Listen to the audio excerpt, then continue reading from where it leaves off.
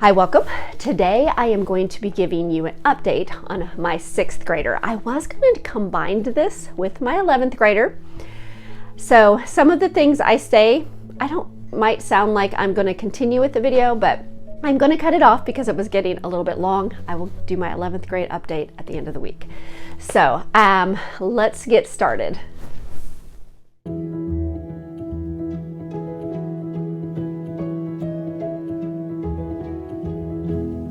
Hi, welcome to Learning with Boys. If you are new here, my name is Rachel. I am a homeschool mom of 4 boys. I have graduated 2, and this school year we have a 6th grader and an 11th grader. And this is our 16th year of homeschooling. I have a lot of books I want to share with you today, so I'm going to get started here, but I do want to mention that I do enjoy doing homeschool content, past and present.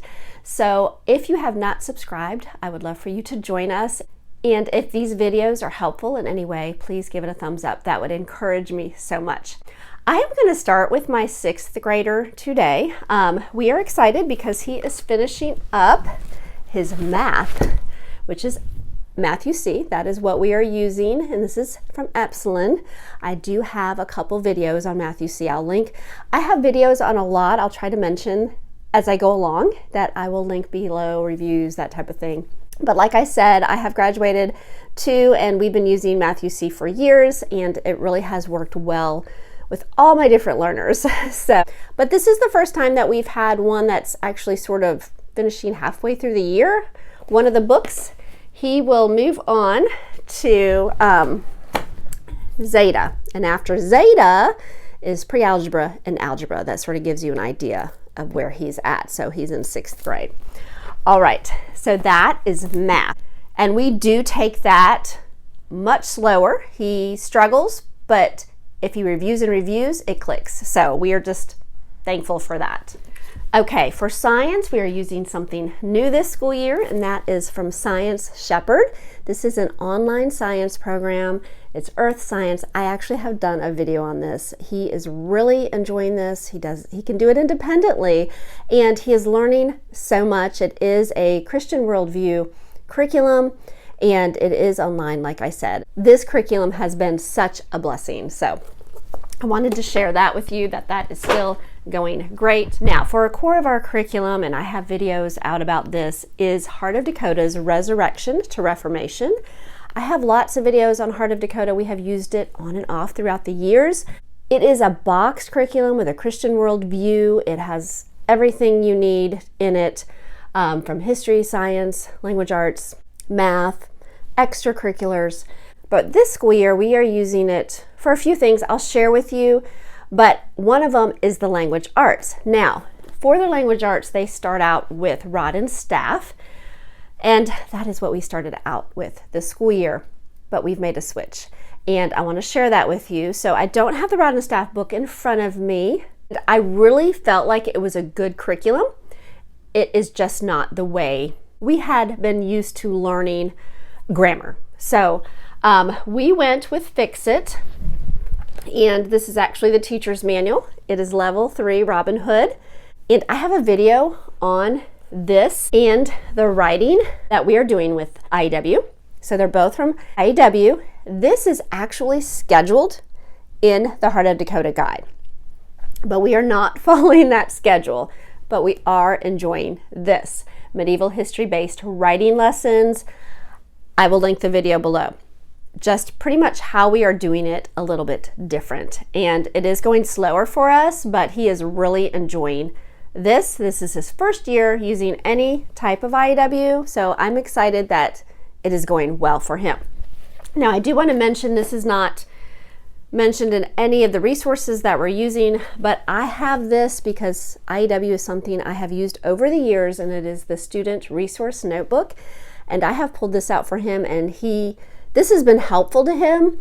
He likes it. He'll say, "Where is that book with the words in it?" Because it has a list of adverbs and adjectives and ly words, and it has words on your 5 senses and emotions. So this is really a good resource. If you had to pick one, I think I would go with this. So I wanted to mention that. One other thing I did want to mention, and this will be in the video, but I did get these Fix It to Grammar cards that we are using with the Fix It. I almost forgot I had them. We are using them a lot more than I thought. So if you don't have these and you're just starting out with Fix-It, these would be a great resource also. So, okay, back to Heart of Dakota, because that is going to be our history and some extras. And this is a Charlotte Mason style curriculum, and I'll share what I mean by that.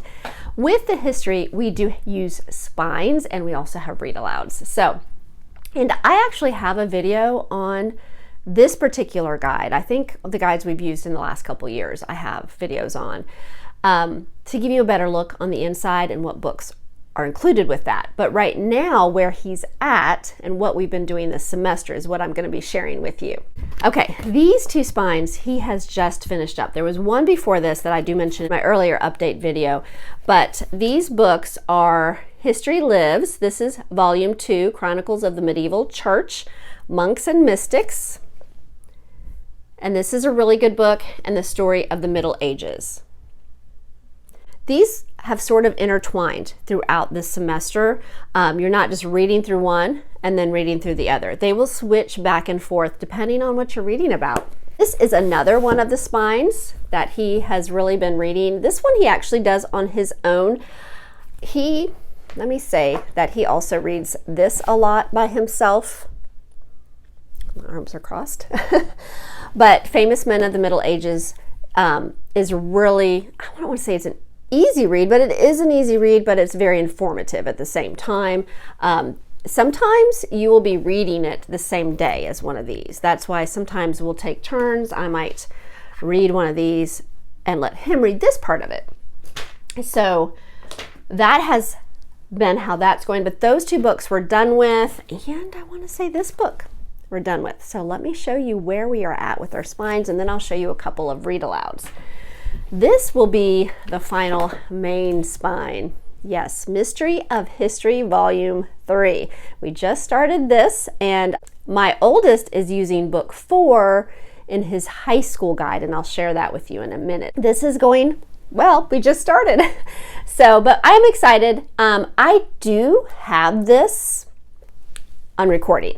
Like, I just happened to think that we could read it together, or he could listen to it. Now my third one, that's the whole reason I bought the recording. He did not enjoy reading, but I would make him listen and follow along. And that worked really well. So I'll let you know if I decide on that. I'll probably do some update planning videos for the next semester. I have not even thought about that, and I forgot I had those. So, but what we've read so far has been great and informative. I do like Mystery of History. So, all right. We have read some other read alouds that I have mentioned in past update videos, so I'm just going to mention what we have done in the last couple months, and that is Morning Star of the Reformation. Now, this book is from Journey Forth, but I noticed that it says young adult. Usually they have ages like for teens or for, ages, I think they start all the way from ages 6 to 7 to 9 to 12.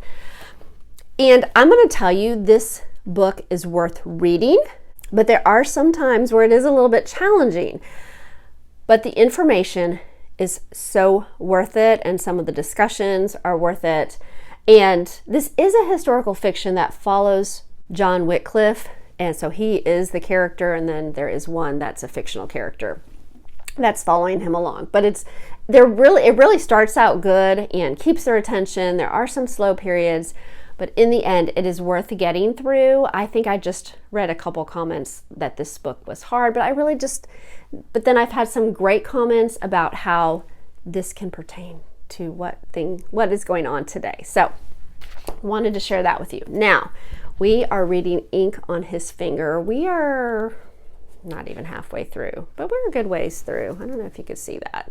So, and this is a good book. I've read through this a couple times in the past, because this is, I don't know if I've even told myself this, but this is my 4th time going through this guide. So this is a really good book, and it is another historical fiction about Gutenberg. He's one of the main characters. Of course, there's some fictional characters in there that keep it a little bit adventurous. So this is a really good book. So that is for the history. Now, they do have a devotional that they do once a week, Boyhood and Beyond, and I think I mentioned this in most of my videos, and this is really good. This is by Bob Schultz. My teenager is also reading another one of his books as a devotional. This is done just once a week. There is also art and poetry. We are not doing the poetry. So there is a lot in this guide, and usually over the years we've had to pick and choose just what we can get done. But we are trying to get through this art book. I think we missed maybe 3 or 4 weeks of it, but we are back on track, and I think it's going to be good because we're going into the Renaissance where there is a lot of art going on, and this will sort of intertwine with that a little bit. And this is only once a week. There is also geography, and let me show you the front of the geography by Map Trek, but it was made especially for Heart of Dakota for following along through this history. So let me show you how this works. So this is the teacher one, and it has everything filled out, and this is the 100 Years' War that we just finished up, and then we talk about it, we go through it, and then they fill in the map of the areas that we've just read about. We were just working on this the other day, and he was filling it out as I was reading, and he's like, oh, I'm filling that out right now.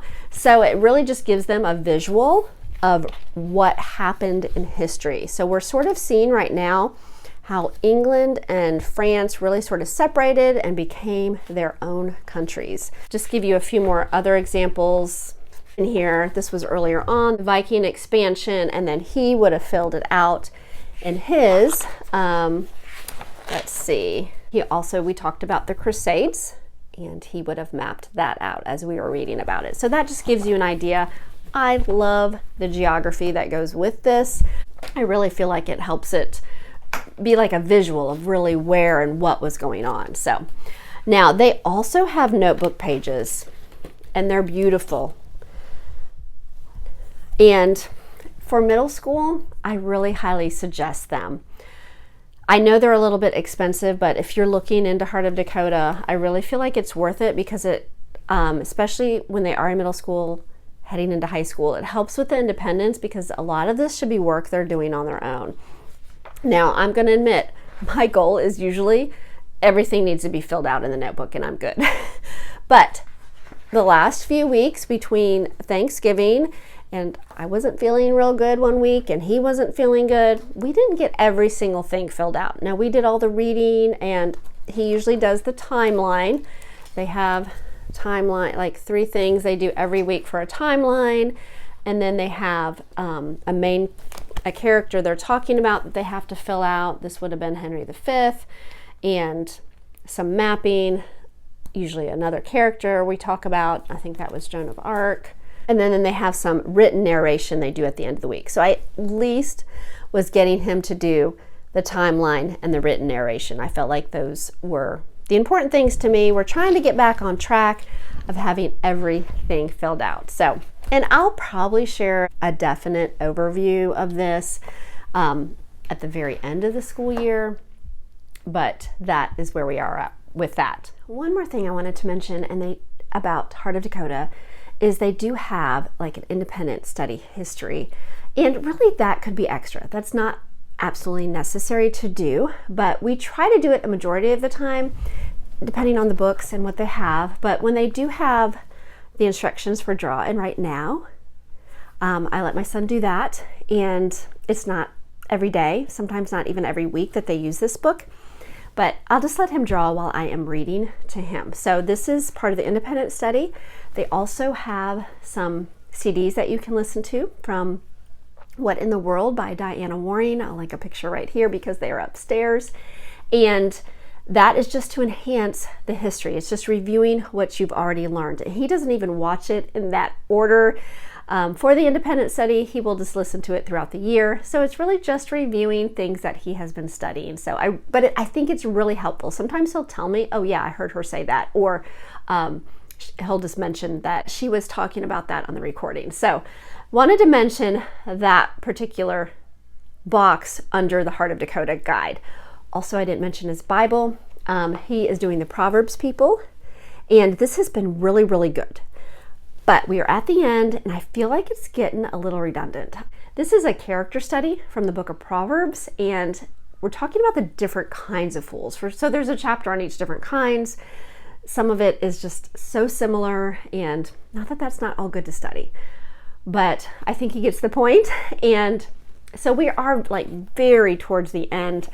I decided to take a break this December, and we're just reading through the book of Luke, just preparing for Christmas and talking about the birth of Christ, the life of Christ, and our gift of salvation. So that is what we're doing now. I'll sort of, decide on if we'll continue with this, because I do have book 2. Whether I will continue with that into the next semester, I'll let you know when I do some planning videos in the next few weeks.